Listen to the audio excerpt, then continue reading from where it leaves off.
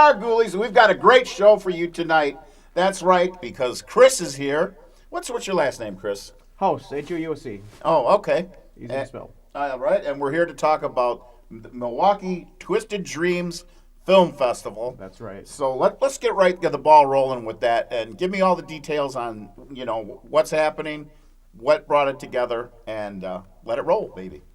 Well, a few years ago, my partner Steve and I started a company called Milwaukee Movie Talk, where we focus on Milwaukee filmmakers, what's going on in the Milwaukee film scene. And we thought, we have the Milwaukee Short Film Festival, we have the Milwaukee Film Festival. There's a lot of film festivals, but there's nothing dedicated to horror films, nothing dedicated to the horror fans. And we thought, over a few years, it's time to get going on that. So we talked to Ross Bigley of the Independent Film Society, and he said, just go ahead and do it. So for the past few months, we've been really working hard and putting it together, and it's coming together fantastic. And this is going to occur April 8th and 9th at the Underground Collaborative? April 8th and 9th at the Underground Collaborative. And it really is underground, too. In the basement of the purportedly haunted Grand Avenue Mall. So what a better location. Yeah, but Dahmer liked to hang out in that corner of the... He sure did. Speaking of doctors that are not with us present, that was the last I heard on that one. But anyway, yeah Dahmer hung out there. But that shouldn't haunt us too bad. Well, I hope not, but if it brings business, hey, I'm all for it. Well, if you play that up, you will bring business because people are into that. Don't tempt me. Maybe you should have... Do we have time? Could we do Dahmer on Ice? I mean, it could be huge. That would be awesome. Not exactly a pleasant subject, though. Probably not. But, the Underground Collaborative is, good place. I think that's a great space to have something like this. Are you still looking for films? We are still looking for film submissions. We've gotten so many right now. I think we have over 100 submissions. Okay. So, and we are looking for more. We're especially looking for animated short films. I wanted to put together an animated block of horror films, short films, something that could be called Liquid Dreams or something. So I'm really looking for animated short films. Animated short films. So we'll have to see. Yeah. I know one guy. He does kind of a combo. Greg the Grouchy Gremlin. It doesn't. It doesn't have to be horror. It can be twisted. It can be just dark and macabre. The title of the festival is Twisted Dreams. So I think if your film fits that description, Twisted Dreams, definitely submit it to us. And then, how would they go about doing that? We go through a website called Film Freeway, and if you go to our website, MilwaukeeMovieTalk.com, you'll find links on our website. Pretty interesting. Milwaukee needs this. Needs these things to go on. It does. Horror fans, as you probably know, are the most loyal fans of any genre, of any film genre. Horror fans are just the most awesome fans. Well, and they're just awesome people. I mean, no, you might think that you go to one of these conventions, people from outside that world might think these are intimidating people or whatnot, but they're actually some of the most caring people and nicest people that you'll meet. Absolutely. Days of the Dead was just a couple of weeks ago, and just a great bunch of people. Absolutely. And they're just united by this horror thing. Some of it's more extreme than others. Right. That's good. I still recommend any of my ghoulies out there. Don't just be limited by horror films, though. There's other good stuff. There's so many great films. Yeah, there really is, and there's just so much going on. Well, horror is a hot potato right now because it sure is. American Horror Story and of course Walking Dead. Yep. You don't want to go to a convention where them guys are at. You'll be ignored. Yeah. I wonder how long do you think that? Do you think that we will be talking? Well, I don't know if I'll be talking about it. I don't even know if I'll still be here. But do you think people will be talking about The Walking Dead like they're talking about Boris Karloff to this day? Probably not. Honestly, I think it'll be a fad. Once the zombie fad fades, maybe it'll be mentioned. But there's always the next genre of monster that's going to come along. Right. The next big thing. It's very rare. I tried to connect up with The Walking Dead. It didn't happen. I tried to get into the Godzilla 2014. That isn't happening. I don't even want to hear about them guys making it anyway. Right. So I ranted about Legendary Pictures, and then what happened is the karma wheel came back on me, and I discovered this film that I missed from a couple years ago, Trick or Treat. Have you seen that one? Oh yeah, I love it. This guy's like the next new. He is. He's got it going on. I have to say, I don't want to By the time this gets on, I'm sure everybody already went out and saw Krampus. But I saw Krampus yesterday. I got Did you to see it? Yes, amazing film. Really loved it. And Really what did you? enjoyed You it. know, I think it was. I liked it because it wasn't what I expected. He put his own spin on that whole thing. Dotery. What's his first name? I can't. Well, we got the last name right. Anyway, his whole perception. I like it. You know, I could see he has a style now. He does. I'm seeing two of his films, and he made Krampus his own. But what I really thought, since it's a movie with live actors, to go to the flashback scene and go with this whole Rankin Bass animated, I was like, wow, that was totally so cool, and you just didn't expect it. And I don't know if I've ever seen something like that done, because it just broke from this reality sort of that they had going. Yeah. And He's such a visual director, and he actually has a Trick or Treat 2 that's in the works. in the works, yeah. So we can look forward to that. I think Oh, for sure. Next Halloween. Maybe next. Well, I'll be on top of that. I I'm think- kicking myself that I never went and saw it in the cinema, even though I get let down most of the time with movies in general. But yeah, I had to jump on that. There was a 11 a.m. I had to get the umbrella out because it was a sunny day, and get out to the theater and see that one. And it's probably going to be one of those. I'll have to go see it again while it's on the big screen. Definitely. And it came out at just the right time. It really did. It really was surprising. I highly recommend that one. That was just definitely I do. And if you guys haven't seen Trick or Treat, my gosh, you got to see that one it's too. I think it's on Netflix. It's everywhere. That was really how clever that was, because we've all seen the House of the Drip Blood and these movies, and I guess Creep Show or Tales from the Crypt, where there's Creep Show is one of my early influences. Yeah. You see those where they have the different stories, throughout. And I suppose, like, the original Tales from the Crypt with Joan Collins and Vincent, no, well, not Vincent, it was Peter Cushing. Right. That movie, all the characters kind of came together in the beginning or in between, but the Trick or Treat runs they're throughout. And the way that he weaved those stories sort of all overlapping each other. Right. I was impressed. Yeah. So it definitely was. There's another anthology film that came out recently too, called Tales of Halloween. Not quite as good as Trick or Treats, but still really recommended. Had a lot of talented directors. Well, yeah. There's just so much of that stuff out there. I mean, the Tales from the Dark Side always had I think they called it Trick or Treat Candy. The particular, and Tom Savini directed that. I found out later, but that was always from back then, when it was on Sunday night at like 9 or 10 o'clock.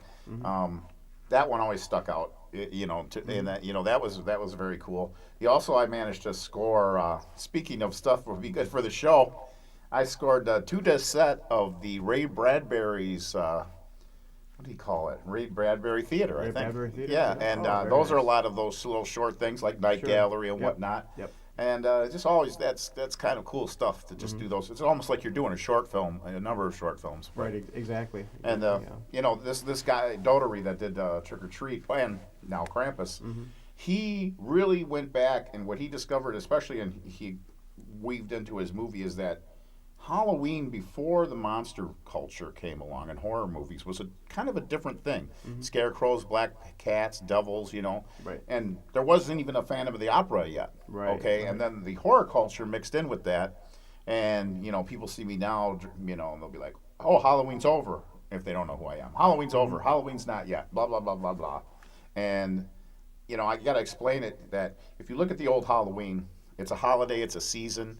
It's a completely different thing. It involves nature and the pagan tradition, Right. Not unlike Christmas.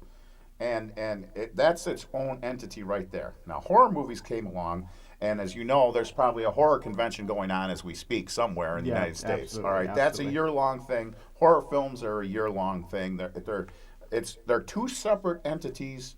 They complement each other, but they're not the same thing. Right. Now, that's about enough of us for now, anyway.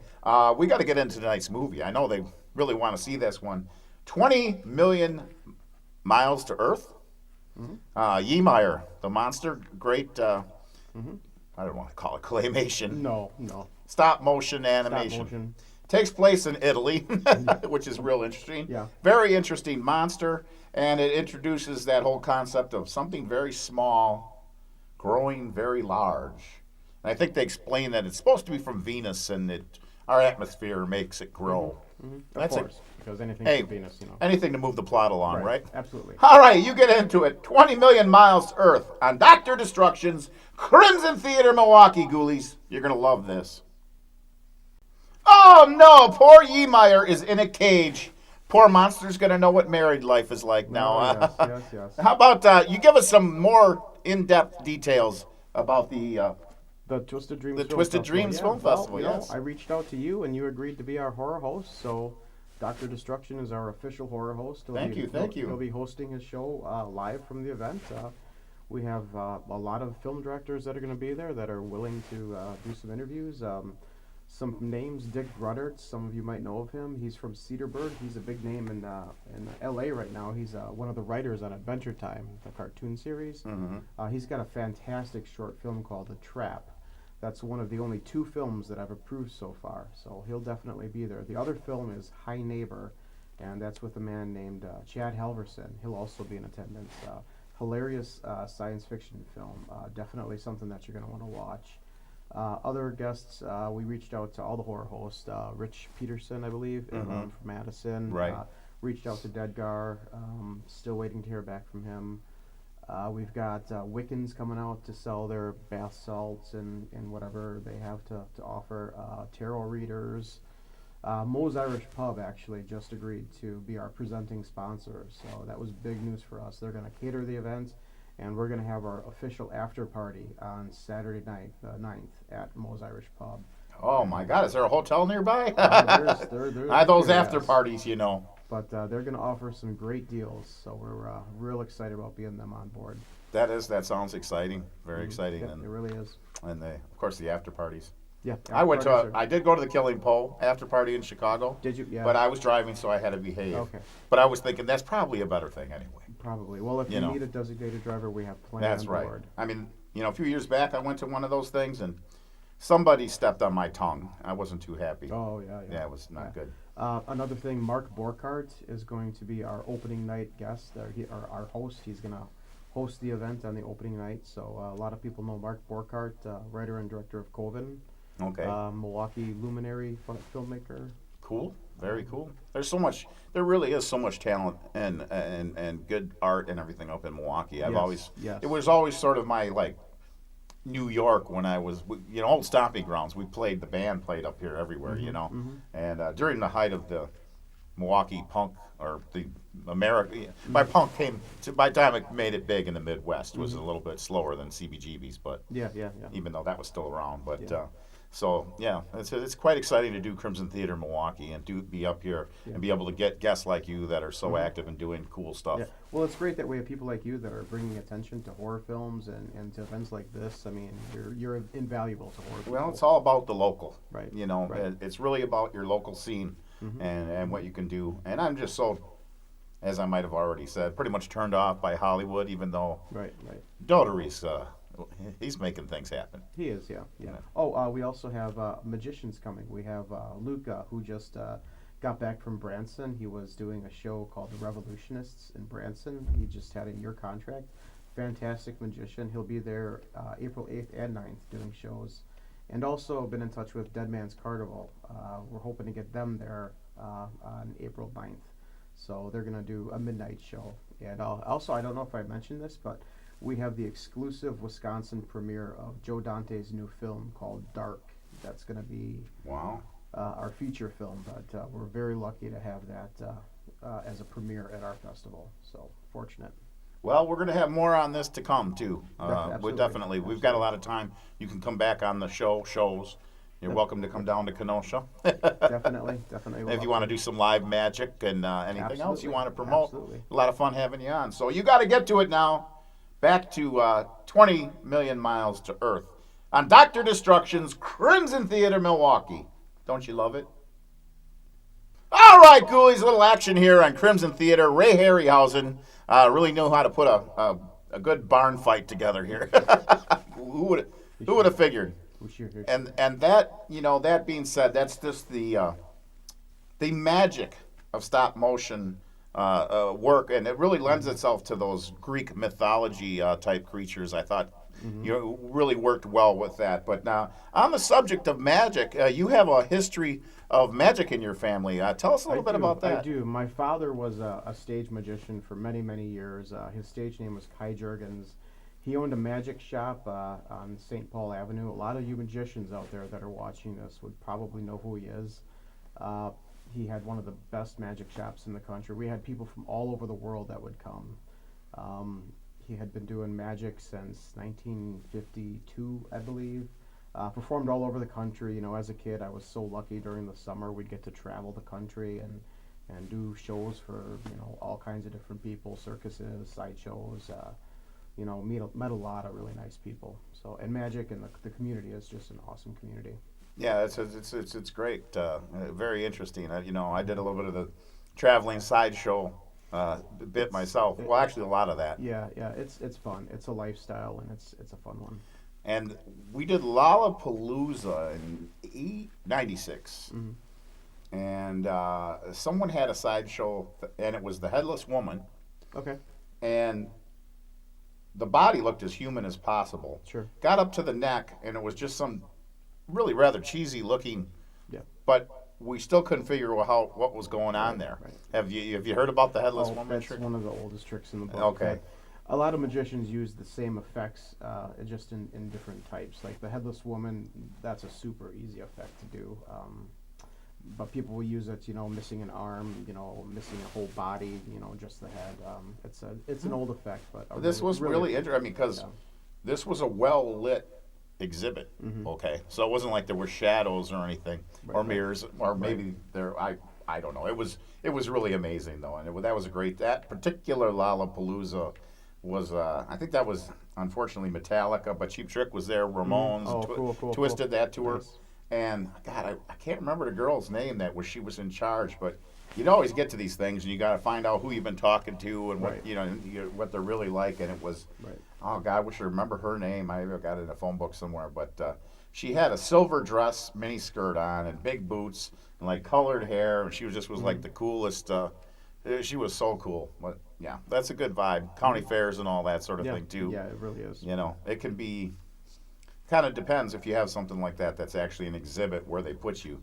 Right. You know, and when I first got into it, I didn't know anything about the business at all. Right, I went in, you know, I was like, wow, you know, I'm going to make this thing and everybody's going to go in it and blah, blah, blah, blah. Yeah, And I was fortunate that I had mentors like Ward Hall. Anybody that knows sideshows know Ward. And my dad who knew everything about magic and grind shows and all that stuff. So I was real fortunate. Well, you know, I thought I was going into this all good. And random, I was in a doctor's office, and there was I don't know, it was a People magazine, and did a story on the Lobster Man. And the Lobster Man, do you know the name of this? Maybe you know his name. Grady Stiles. That sounds like it. Yeah. That does sound like it, because I read this article. I wish I still had the article. But anyway, it went into deep, you know, that he was the freak, but he also was running the show. He was like the manager. Yeah. And then there was one line in there that cut me like ice, and it said, yep, he was the guy that knew that if you were put in the wrong place at the fair, it was a death kiss. Oh, and yeah. This was just before I'm like ready to do my first show. Oh boy, did I learn that! Yeah. If a sideshow's put at the back end, that's pretty much the death spot. Right, You and then don't want to be at the back end. And fortunately, the guy that's frying the cheese curds gets his same hot spot every year because he buys it the year before. You know. Yeah. Sideshow is a dying art, unfortunately, in fairs. Carnivals are just so concerned that they're taking up the spots that the hot rides are going to take. We've got a little bit of that going on, like at the Miramar with the Dead Man's Carnival kind of a thing. Yep, I was there last night. Fantastic show. Really? Yep, fantastic show. I think my friend might have been there. I don't know. Could have been. Yeah, I was talking to a gentleman named Sanjula, who I'm trying to book to do the festival. Sanjula, is he the guy with the spider? Or am I thinking of somebody else? What he does is he's an escape artist, and he had a 6-foot ladder that he jumped off of onto broken glass. So nice. Pretty incredible. And his wife is a burlesque dancer. She had a fascinating act. She was dressed as an Egyptian mummy, and she would clap her hands, and dust would puff out in a cloud. Well, It was I like, missed out on that one. Yeah, I but should've came up. I'm really working hard on getting them at the fest. Yeah. Dead Man's is really open to working with us. That's so cool. Yeah, they're a great group. They really are. Yeah. All right, now we got to get back into it now. 20 million miles to Earth. Yeemeyer on the roll here. And what's this with these little guys growing up so fast? If they could just stay little. Kids. A little longer. Oh, there you are, ghoulies. Oh, Yeemeyer is all grown up now. And I don't know if maybe this movie is really what started the whole thing in Japan, where there'd be some little monster that would grow giant in no time. I know Gamera versus Baragon, this happens. Of course, the Japanese Frankenstein. Frankenstein Conquers the World. Yep, quite an interesting film. Actually, that's a very interesting film. And that was a weird period of Toho right there, because if you look at what was proposed, one, there was I seen a still, it was supposed to be Godzilla versus Frankenstein, and then there's a Godzilla versus the Wolfman. I don't know. I don't know if I want to see these or not, if they're actually ever were made or not. Yeah, but I don't believe so. At least not in Japan. Maybe a knockoff in Turkey somewhere. no, I think they probably made the right decision to just make that Baragon creature fight the Frankenstein, because it's pretty much like Godzilla anyway. But you know, you've ever gone on what they call Kaiju Toho Union? They're the Godzilla movie fan sites or whatever. Yeah, post on one of those, your phone will be blowing up the rest of the day. And there's always this, of course I got called a troll because I was dissing 2014. Which no, I don't think Americans should even be making Godzilla movies. Sorry. No, but I'm in agreement there. I really did not like the latest Godzilla. I didn't feel it was Godzilla. I just didn't feel right. And and what I don't understand is that a director would know the legacy or the mythology of Godzilla, or maybe he just didn't. Thought he'll do this because and now they're talking about a King Kong versus Godzilla again by the same company, and I'm like, no. And the other one is there sounds like it's just going to be a remake of Ghidorah. It's like, well, if they actually show some monsters and maybe. But I'm more excited about the 2016 and the new Gamera film too. Looks amazing. So am I. I took a lot of flack from my friends. They all love the new Godzilla. I said, this is how can Godzilla. This is not Godzilla. How is that even possible? It's the '98 of art. It's just as bad as '98, maybe worse in some ways. I would say it's worse, actually. But now taking that, what seems to me that they did nothing. Godzilla's built up a mythology, and he and since which is actually very cool for its time, the original King Kong versus Godzilla, but that that basically was my childhood watching that movie, and in a way, the Godzilla mythology hadn't really been built up yet. I mean that was all just starting to grow, and they were experimenting, doing other films without Godzilla, and then he went through his all of his different until. They kind of brought him back as the big force and destroy all monsters. Right. Yeah. And then the series kind of was losing it for a little bit, and they went out big with the original series, of course, with the Mechagodzilla, those two movies. I thought they did a good job, and they brought back the original composer by the last one. And then there was the reboot in '84 or '85, and now those string of movies through the '90s, which they really made it into a modern Japanese mythology. And I saw there's so much more buildup of the character than Kong has, and they just they don't exist in the same universe to me. Right. No. And and I just recently watched Son of Kong. I didn't realize how much humor that was in that. And then the other thing about the girl that's in the movie resembles our own Lilith Lovecraft on the show, and really? Her hair and her I don't know, like at certain parts I found that funny. So we're planning. Those are public domain. I think we can show those. But then you had Mighty Joe Young. So those movies right there, but they wasn't the same character, but it sort of is in a sense, Right. And then of course the '70s Kong, that was on TV, and really I have a love-hate relationship with that. love Faye Dunaway. Faye Dunaway, that was Jessica Lange. Jessica Lange. Yeah. Oh no, she was. But she was that was her first acting role too. Love-hate relationship. Dino De Laurentiis. Yeah. I do have to do a shout out to my cartooning instructor back when I was a teen. That he actually had the whole class. He said, "This new movie's coming out, but I think it's important that you see the original." And he showed us that. Robert Anderson. I just ran into him not too long ago too, and that was really cool of him to do.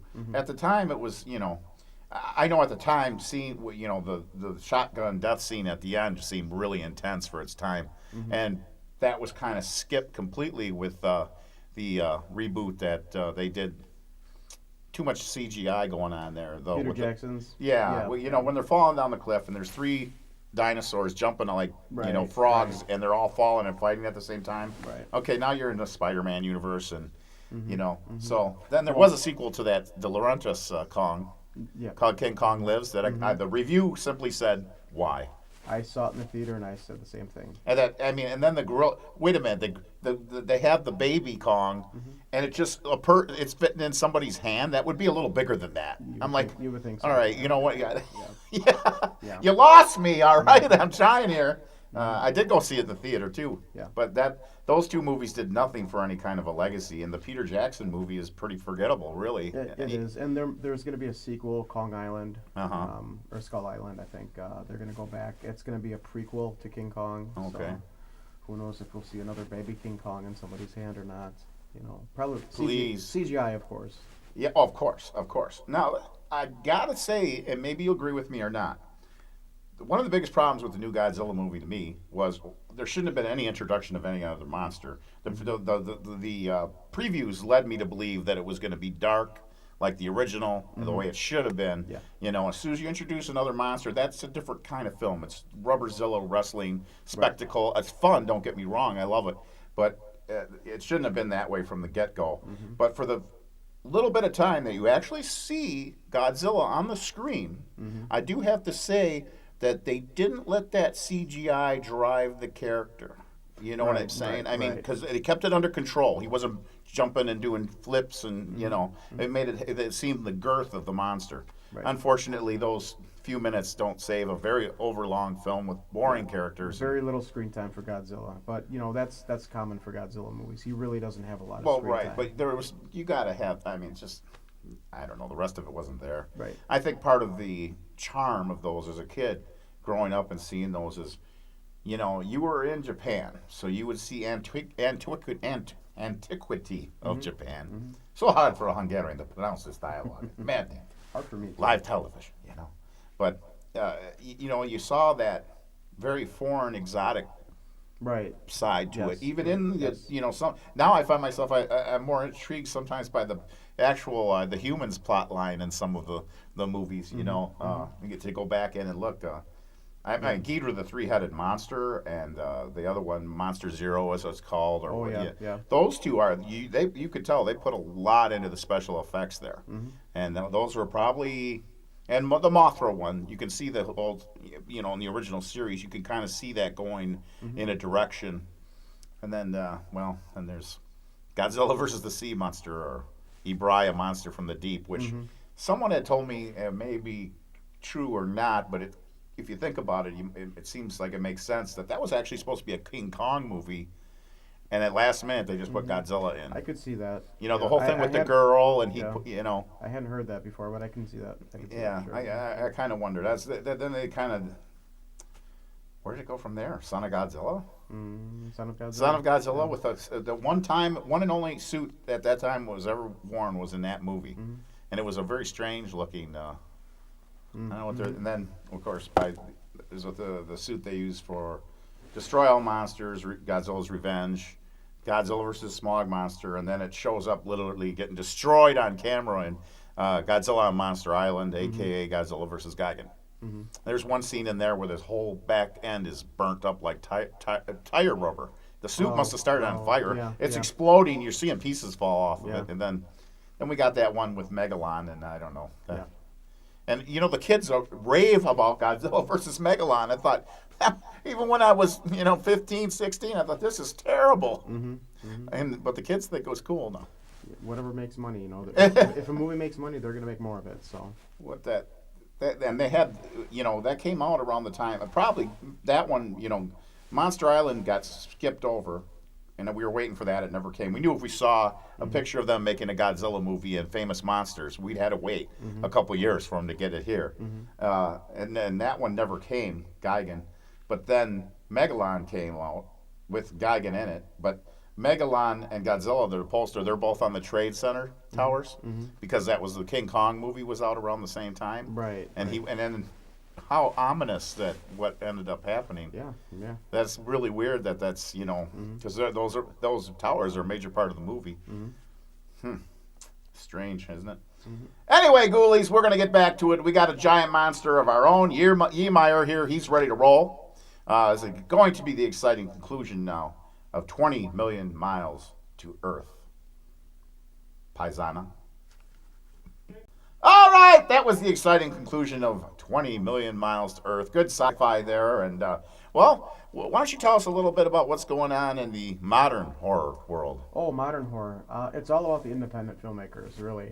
The big budget Hollywood stuff is mostly just garbage. It's just reboots, remakes. We just saw The Green Inferno, which I really had a lot of hope for, Eli Roth, but really disappointed.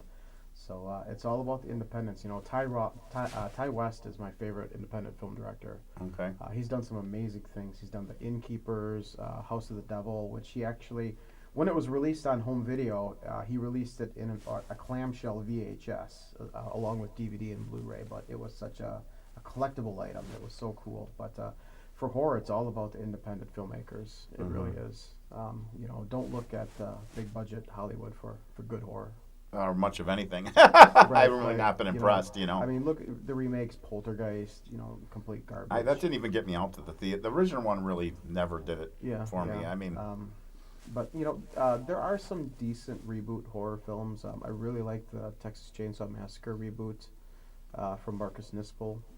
But other than that, big budget Hollywood just hasn't done anything for horror. I don't know. They're talking about bringing back the Universal movies as adventure films, so I'm a big opponent of that. Of course, if you want me to play a Boris Karloff Frankenstein part, I could do that for you. Right. Yeah, the Dracula Untold was just a horrific film. It just wasn't Dracula. Well, that's, again, now with Dracula, who's really stood out, Christopher Lee and Lugosi. Of course, Lugosi. Right. Probably more than anybody, no matter how they try to knock them down. They still come in. Christopher Lee, of course, there's probably those two were in direct competition, even though Lugosi wasn't really alive to know that. But, right.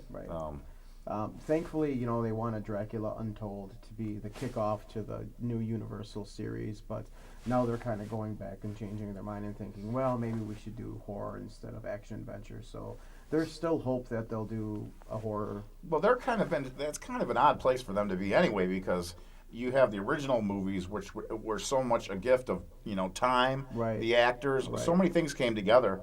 Film was just growing up at the time period that they made those films, and now they have to. How do they make that hit a young audience? And I did think that the Wolfman with Benicio del Toro. I like that too, but I thought he was horribly miscast. I just didn't think that he fit the role. But I loved the movie. I thought he kind of reminded me of Chaney, stocky build and whatnot.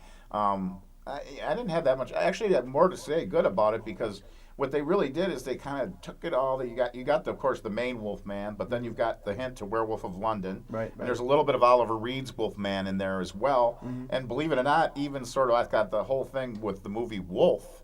Jack Nicholson's with the two werewolves, fighting at the end. So they kind of drew from all different aspects of where the werewolf story had gone and incorporated it into there nicely. I had a question sometimes whether these actors were actually ever in the room together when they were doing their parts, because it's so shadowy when they're the cutaways and stuff. Anybody could have been standing, that sort of thing. And of course, the CGI was used again, but good stuff. Good stuff. They get one out once in a while. Yep. All right, Ghoulies, we'll catch up to Chris again soon, and hope you have a horrifying time in Milwaukee for the rest of the week. And until the next show, goodbye.